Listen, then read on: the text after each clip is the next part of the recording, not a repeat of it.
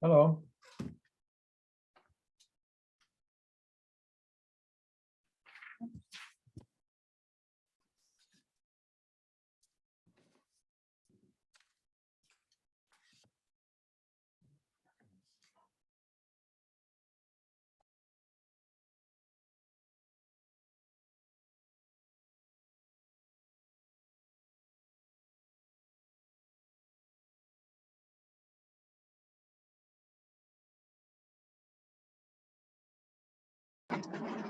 Rabbi Cheses, how do we print the source material? Oh, I can post it on the chat and then you can print it out. Hold on.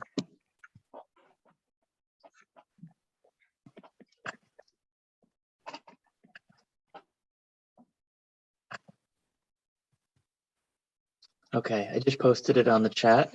So you can open up that sheet in Safaria and then you should be able to print it out. Thank you. Thank you.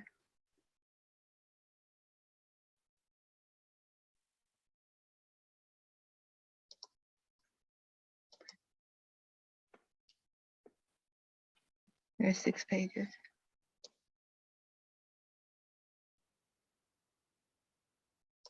Single side printing. Yeah.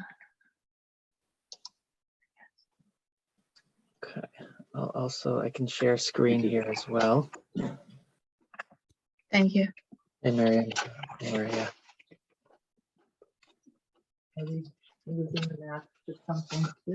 I hope so. Maimonides just announced that they're going to be going mask optional. Oh, Even I guess they have 80%, more than, I don't know, 90% vaccination rate. It's two pages, and so I guess the new guidelines are to make things mask optional in school settings where that percentage of vaccination is reached. We'll see what we do here in the show. We have, a population that's not vaccinated at all and higher risk group as well. But I'm hoping for the mask optional verdict, but we'll see. It'll probably depend on what happens with the Sharon sort of Board of Health. Yeah. How are you? Oh, yeah. I'm doing okay. Yeah. I just for all those online, welcome. I really enjoyed preparing this today. So I was taking out the trash yesterday and I slept on the ice a little bit. So my back is a little tender, which Josh over here can appreciate. So I've been wobbling a bit. Stand up together. Yes. but I'm excited to teach a bit on Eshet Chayil. Thank you to Naomi Chernin for requesting this one. And this is atypical because it's not a classic piyut or zemer in the sense that it's a part of Tanakh. It's the final chapter of Mishlei. And so we presume that the author is the same author as all of Mishlei, which is Shlomo HaMelech. But we're going to see when we talk a bit more about who is the Eshet Chayil, what is the identity of this character, we'll see that it's possible that there were other authors of this last chapter that were sort of added on to Mishlei. But before we launch into the meaning and some of the origins of Eshet Chayil, curious if there are any tunes beyond the classic one, which we sing, before Kiddush, after Shalom Aleichem. So the one that we all do, I presume, is the Eshet Chayil Meimtza Berachak Mipnimi Michra Batach Batlev Ba'ala V'Shalom Lo Yachzar. Are there any other tunes that people use for this? I know there's a more modern tune written by Shlomo Katz that goes something like this: Eshet Chayil Mimtza Mimtza Berachak Nipnik Michra Michra. I think it only goes for like the first 2 or 3 verses because it's a pretty slow. Yeah, I've been at some weddings where the chatan sort of serenades the kala using that tune, but usually just does a curtailed version. Otherwise, it would be a pretty long performance. So those are the 2 that I'm familiar with. Any others out there? Esther, I can always count on you. It's Eshet Chayil Meimtza Verachok Mipnim Michra Batach Ba'alev Ba'ala V'Shalom Lo Yachzar, and so on. Gemalatu Tov. And there's another melody, but they just took part of the Eshet Chayil. It's Eshet, no. Oh, shachti. It's okay. It's sometimes hard to think of a tune on the spot. Yeah. We'll hopefully have maybe at the end if it comes to you. But where is that first tune from, Esther? Do you remember where? I remember singing it at Zamir, and I don't remember who is who composed it. Composer. Okay. I don't know. I don't remember. So I'll ask, what associations do we have with Eshet Chayil? When we think about it, what comes to mind? What's the sort of assumed role that this plays on Friday night before Kiddush?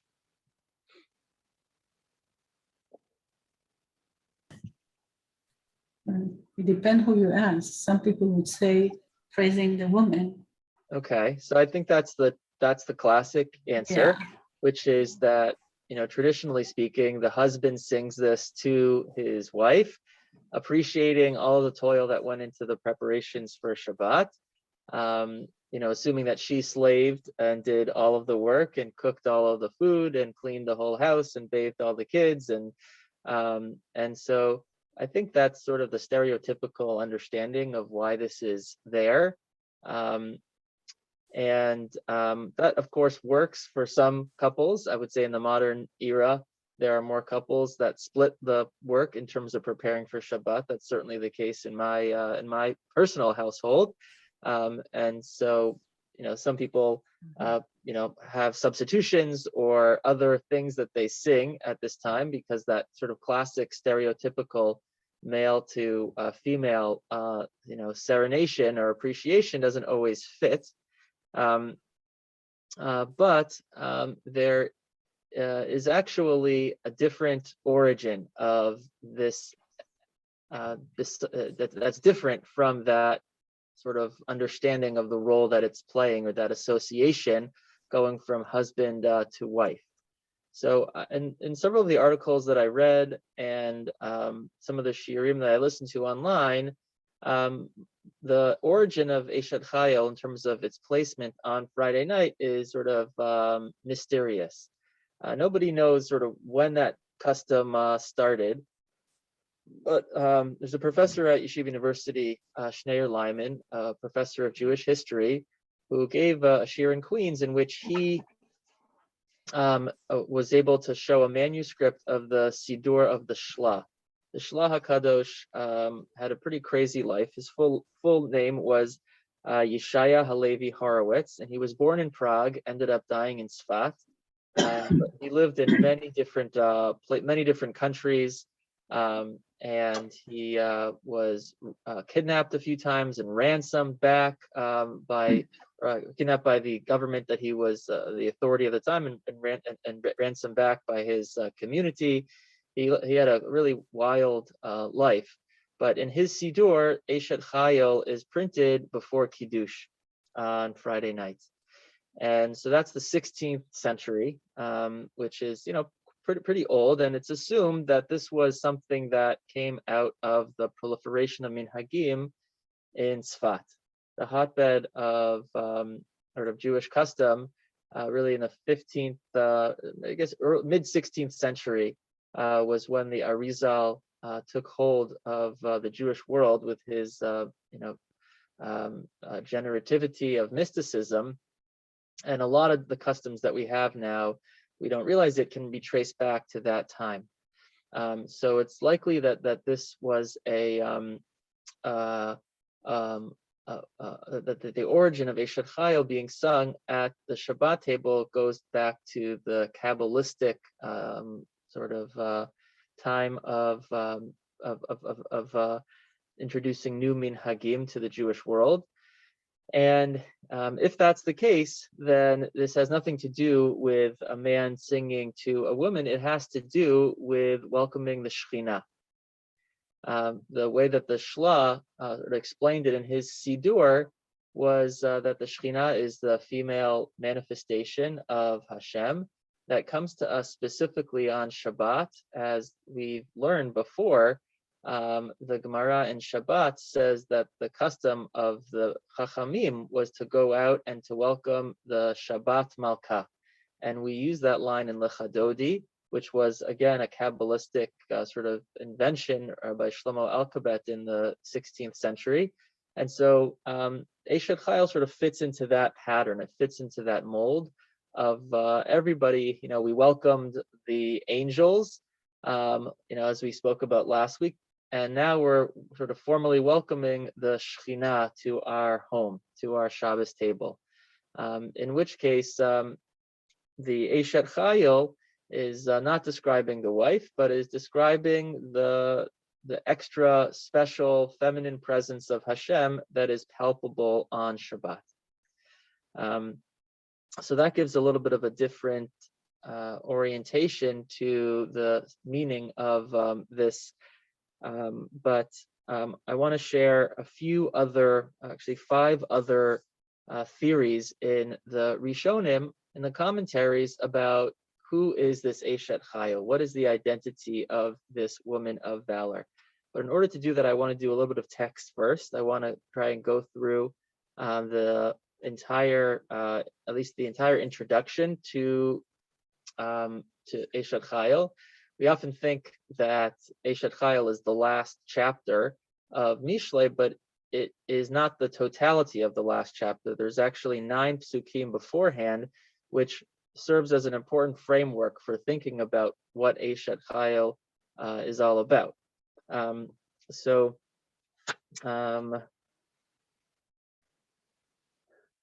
Let's take a look at the first verse of the parak here in Lamed Aleph.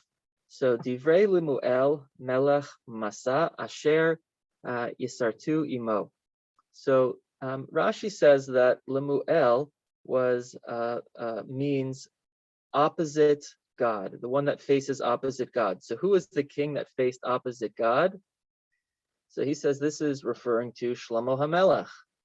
And this is the Masa that which was lifted in order to criticize Asher Yisartu Imo, that this was the package that criticized, that rebuked her son, who was the king.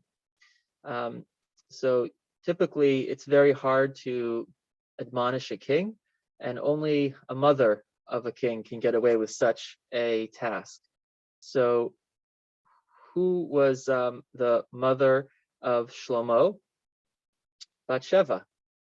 So it's so Rashi and the Metzudat David here say that this is Bathsheba criticizing her son Shlomo, who has turned away or against God in his behavior.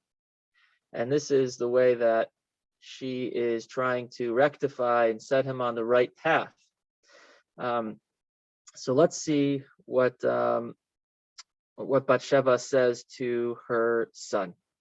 So she says, Ma biri uma bar bitni ume bar nidarai. So what have you become, my son? And what are you, the son of my womb? And what are you, the son of my vow? So the translation here has it more of a castigation of, no, what you're doing is wrong. But it's interesting here that the word for son in Hebrew is not beri, it's ben. And so beri is actually an Aramaic word, which gives some speculation as to sort of when this was written and who was the author, and maybe this section was lumped on to Mishlei at a later point. But if we are assuming that this is some admonishing of Shlomo HaMelech, then presumably this is talking about some of his shortcomings. And what are those shortcomings? So in Pasuk Gimel, we see, Al titein lenashim chelacha, you should not give to women all of your strength, udrachecha limchot melachin, and give your vigor to those that erase kings. We know Shlomo would be a good candidate for somebody who had given too much of himself over to his wives, because he was known to have quite a few. And that can take up energy, both a person's physical vitality and their emotional and intellectual energy, instead of that can consume a king, instead of doing what they should be doing in helping serve the people. Right? Al malachim lemoel el lamalachim sheto yayin lerozonim e shechar. So she says you shouldn't be drinking so much wine. You shouldn't be consuming so much liquor. That's something that should be for others. She says pen ishtev v'ishkach mechukak, because if you drink the wine, then you are going to forget what you were supposed to be doing, din kol b'nei oni, and you will forget that which you're supposed to be doing in terms of the law that protects the poor people. That's the role of the king, to protect the vulnerable. Rather, tenu shechar la'oved, give the alcohol to people who are suffering, v'yayin l'mari nefesh, to those who are struggling. Yishtev v'yishkach rishok, because they'll use it to sort of escape their troubles, va'amalolis karod, and to sort of forget their travails. So petach picha li'ileim, you should speak up for those that can't speak up for themselves. You should give voice to those that have no voice. El din kol b'nei chalof, and stick up for the people who are downtrodden. Petach picha shafat tzedek, you should speak up and judge righteously. V'din ani ve'avyon, and give fairness to the poor person and to the needy. So this is a little bit of a rant that a mother, is giving her son who seems to be going off the derech. That is the introduction to Eshet Chayil. And the next pasuk in pasuk Yud is where we pick up with Eshet Chayil. And so the Mitzudat David offers two different interpretations based on this introduction of who is the object of Eshet Chayil, who is the identity of this character, and what would our options be given that this was the introduction?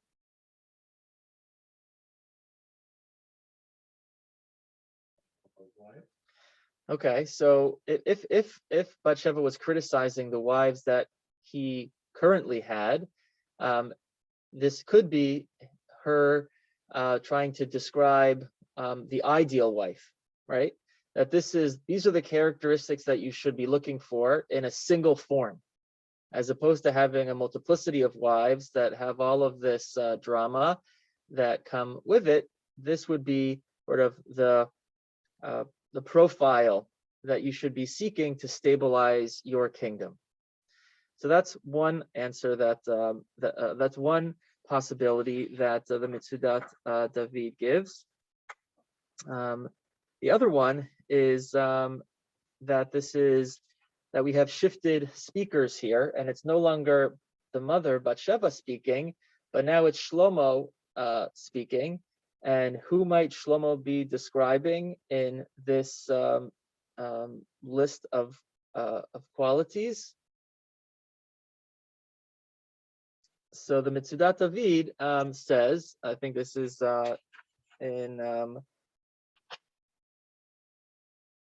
this is source number 3. So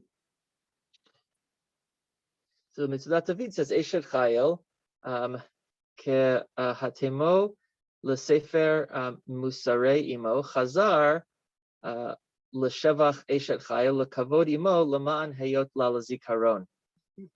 So this is a son praising his mother for being a model woman.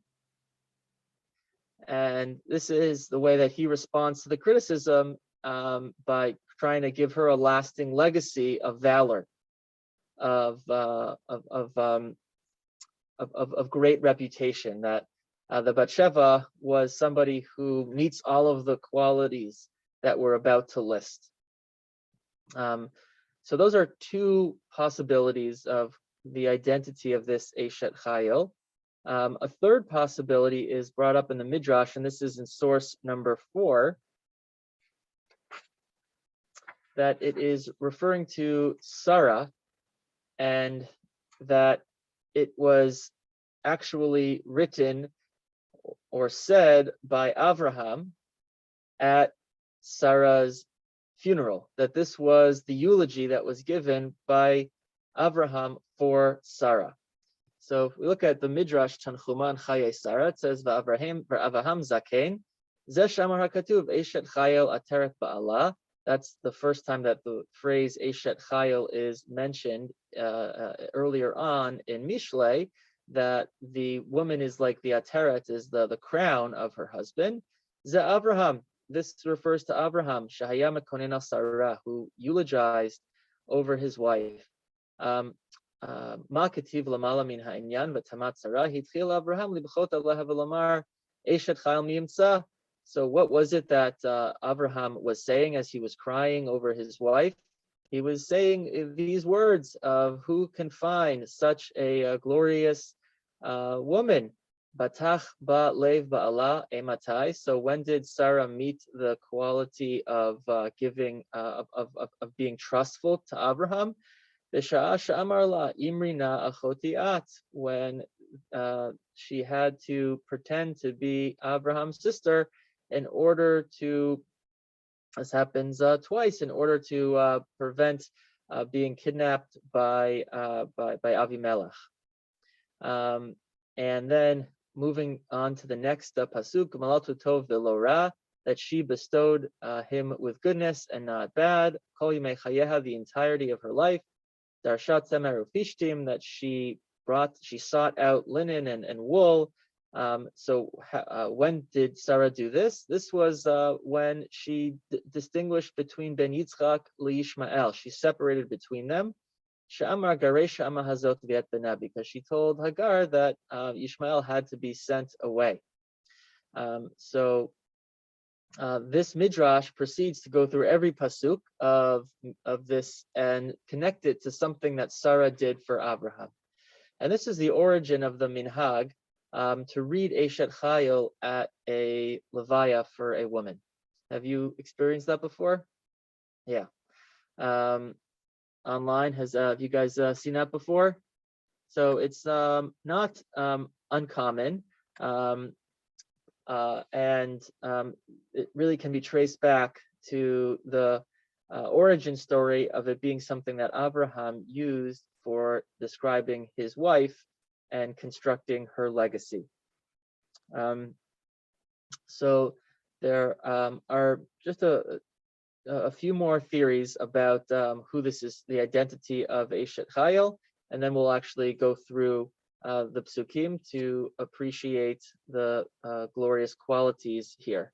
So in source number 5, we have another solid candidate in the character of Ruth, who is the only other woman who is described in these terms of being an Eshet Chayil. This is from the 3rd parak. This is that steamy night on the threshing floor, in which Boaz covers Ruth with his cloak, and then in the morning he sees who it is, and he says, "Ve'ata biti, al tiri, don't be afraid," because she had sort of backed up from him. Kol asher tamri aselach, whatever you do, whatever you say, I will follow.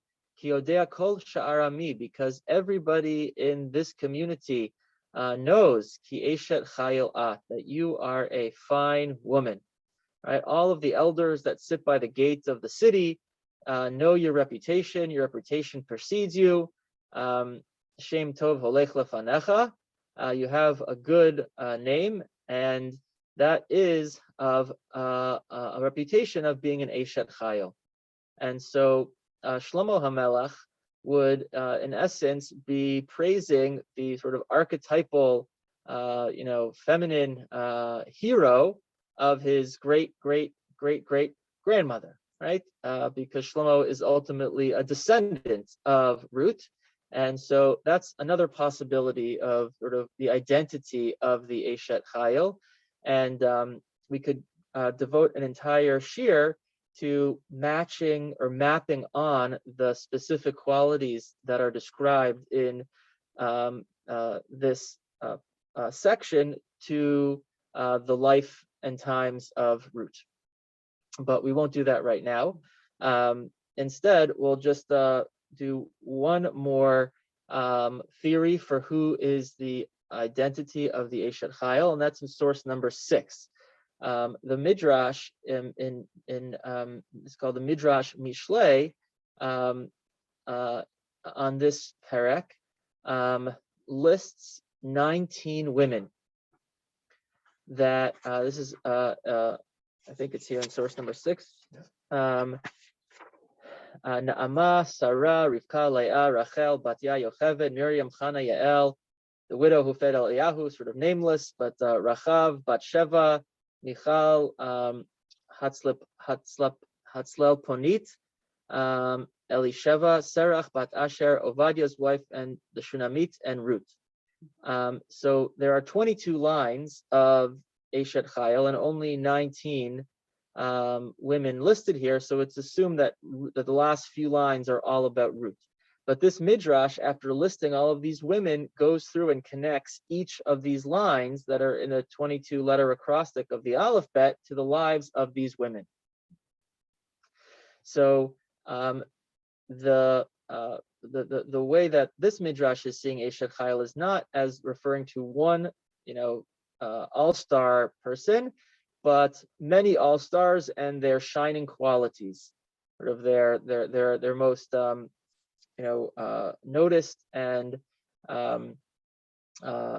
significant virtue is highlighted sort of in a composite form through Eshet Chayil. So again, another exercise would be to go through that entire midrash and trace back, the specifics, but we don't have time for that.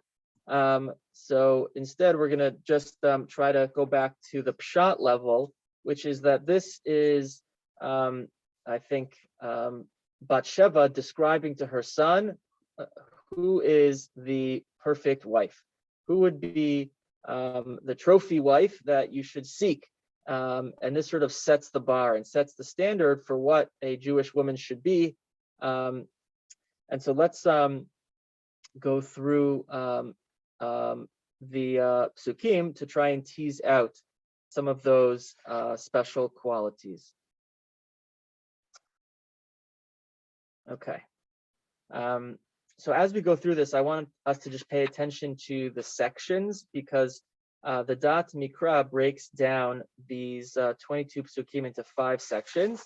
And if you look, I just sort of summarized that for you in source number 2, that verse 10 through 12 is about the husband who is so fortunate that he has this amazing woman. The second section is about how the woman works hard in good times and bad times, and ultimately balances between the needs of the people in the house and outside the house. And then the next section is about how she's very generous to the needy. Then she teaches chesed, and so she is to be praised. So that is what we'll sort of be looking for in terms of the structure of this section. So Eshet Chayil Mimtza, the Rachok Mipnimim Michra. So the translation here is, what a rare find is a capable wife. And her worth is far beyond that of rubies, right? Mipninim are like precious stones, and Michra means like her price or her worth is so far even from those rubies because she is priceless, right? So what does Chayil mean? So the literal definition of Chayil, like we saw above in the introduction, in the word Chay Lecha, means strength.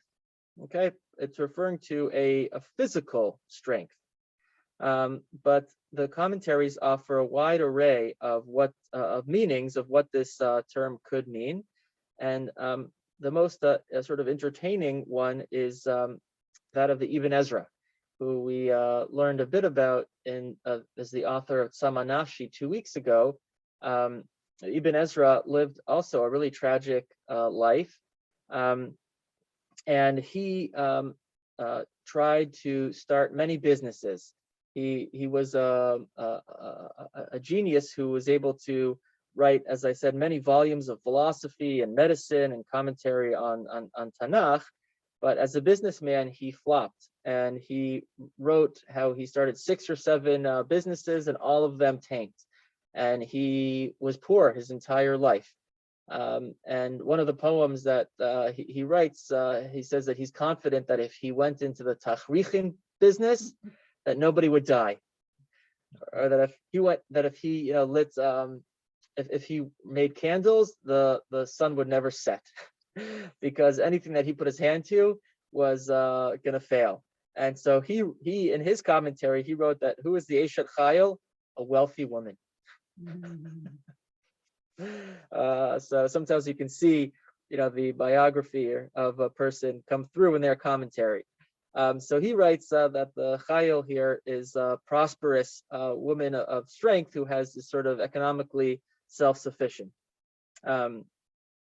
So Eshet Chayil Mimsa V'Racha Mipninim Michra Batach Lev Ba'ala. She her husband's heart trusts in her. V'Shalal Lo Yechsar. Yeah. So the goods she does not lack, right? So the word shalal refers to like here it has it as a good thing, and she doesn't lack that good, those sort of possessions. She doesn't lack that material stability. Okay, so it's not just you're right. It's in the words itself, but here the right. It's clear that the husband that the trust is a key component of a husband's appreciation of his wife. And the Metzudat David here specifically says that when a wife is able to earn the trust of her husband, then when he is away, he can he can be at ease that everything is okay, that she is managing the household, and that if he has to go away to make a salary to support the family, if there is trust in his heart, then he lacks nothing, because he has that security in her. Gemaltu tov velora kol yemei chayecha. She bestows him like gemilut chasedim, with good and not bad, kol yemei chayecha, all the days of her life. So why would we think, what would be the havamina that she would bestow him with anything but good? Why would she even consider bestowing bad upon him? Why need to say that? So the Meiri says that she might be tempted to respond to her husband with Ra in a scenario when the husband does something to upset his wife. He comes home late, forgets to clear the plate, leaves the dirty clothing on the floor. And it's specifically in those situations where she is Gemaltu tov velo ra, where the natural response would have been to criticize, to critique, to elevate the limitation. But no, she knows how to bestow good, how to give, we say like feedback that helps her husband, and not and doesn't put him down. And the Meiri says that she's able to do this kol yemei chayeha, throughout all the seasons of life. And the reference there is that all the different seasons have ebbs and flows, have ups and downs. There are stressors and there are good times, and each of those presents sort of opportunities for a wife to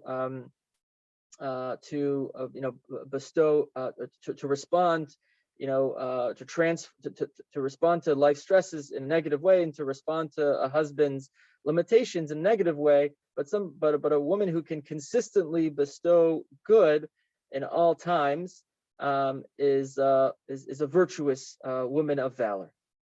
So this is the first section of how fortunate is a husband who has a wife with these glowing qualities. The second section is more about how she works to provide for the household. And as we're about to see, the assumption here is that she is contributing to the finances of the house. And so some who object, in contemporary times, that this is not a relevant song for the contemporary household, would benefit from appreciating what it actually says, which is, I would say, unusual in the ancient world, that a woman is going to be praised for her business savvy skills and accomplishments. So let's see those. So Darsha Tzemer Vufishtim, so she looks for wool and flax, Ubetas Bechefetz Kapeha, and she makes clothing, whatever she wants with them, with her hands. So she is industrious. She is able to make garments and to sell those garments. Haita Aniyot Socher. She is like a merchant fleet. Mimerchak Tavi Lachma, bringing her lechem from afar. Right? She is somebody who is savvy, like a maritime, merchant who requires great coordination in order to secure and deliver the goods. even from very far distances. And here the Meiri points out that one of the qualities of a merchant, a maritime merchant, is that they're able to be very patient in terms of collecting the payment for their goods, because sometimes it can take many months before that payment is delivered. And he says, similarly, a wife of valor is someone who doesn't need to see the immediate successes on a short-term basis, but is patient to see how the endless, tireless work of running a household pays off in the long term. So the part of that tedious, tireless work requires devotion in all hours of the day and night, as the next pasuk says. V'takam ba'od laila, she wakes up so early in the morning that it's still night in order to do the chores of the day. V'titain teref leveita, in order to feed and to provide for her kids. V'chok lena'arata, and to all of her, teenagers. So it's clear here that she is both doing things outside the house and inside the house, and she is somehow balancing both. Now, it's possible to read it, in one way or another, because it's sort of poetic. These are sort of metaphors. So perhaps, this being super organized like a merchant on the ships are saying that she has those competencies, but she uses them for managing the jungle of the household, right? That would be a narrower way to read it. But the next pasuk seems to be much more explicit about this being about business savvy. Zamamasa devati kachehu, like Edim Zomim, she really plans out thoughtfully about which fields to buy, right? She reads the Wall Street Journal and knows, she follows the business currents so that she knows the value of real estate, and she scoops it up at the right time. Vatikachehu. And she knows when is the right time to plant in order to gain the most from her efforts. So chogra be'oz matneha ve'te'amat zeroteha ta'ama ki tov sachra lo yichbe balayla neira. So she girds herself with strength and performs the tasks with great vitality. She sees that her business thrives and her lamp never goes out. So here, this sort of is the end of the second section, which the Mitzudat David says is really about the capacity of a woman to balance both domestic responsibilities and worldly affairs, that she can have her head in business and at the same time be thinking about the clothing and the food of her children. So that's quite a high bar. And, I think it's important to say that this is sort of a depiction of a superwoman, of somebody who can do it all, who has competency both at home and in the workplace. And we're going to see in the next section that she is also a social justice champion, and doesn't allow her commitments at home or in the workplace to compromise her changing the world at the same time. So in Pasuk Yotet, we see that she, and Chaf, we'll see that she even makes clothes for the poor. Yadeha shilcha b'kishor v'kapeha tamchu palech. Right, she works the womb, the spinning and weaving. Kapa parsa le'ani v'yadeha shulchan li'evion, and then she uses what she makes and gives generously to those who are in need. Her hands are always open. right? Even when she's, bathing the kids and making Shabbos dinner, when a Meshulach comes to the door, she greets him, with a smile and writes a check, with more than her husband would give out, right? So Lotira lebeita mishaleg, she doesn't get dissuaded by bad weather. Ki kol beita levushanim, because she has all of the snow gear, labeled and the right sizes in the right place at the right time. I'm trying to give a few sort of contemporary, examples of this. But I will just, conclude with the final two psukim as our time sort of winds down, which is the fifth section here, which is that she deserves to be praised. So sometimes, we focus on the sheker hachen v'hevel hayofi, that the physical beauty is not what makes a woman, but it's her yirat Hashem hitit halal, that her entire being becomes praised through her yirat Hashem. That's ultimately the true barometer of a woman. And tenula mi priyadeha, that we should give her praise and appreciation for all that she is and all that she has accomplished. The Yahalu b'shari ma'aseha, and we should praise her widely in public for all of her deeds. So this is, sort of understood classically to be, the time that a husband praises his wife in front of all the guests, in front of all the kids, and shows appreciation. But I would just suggest that we also, consider that maybe there are other things that we should be thinking about in addition to that, that this is praising, the Shabbat, how the Shabbat can provide us with some of these things, or how the Shekhinah, our relationship with Hashem, can provide all those things. Rashi says at the very end, he gives a drasha that this is all referring to our relationship with Torah can provide us with all of these things.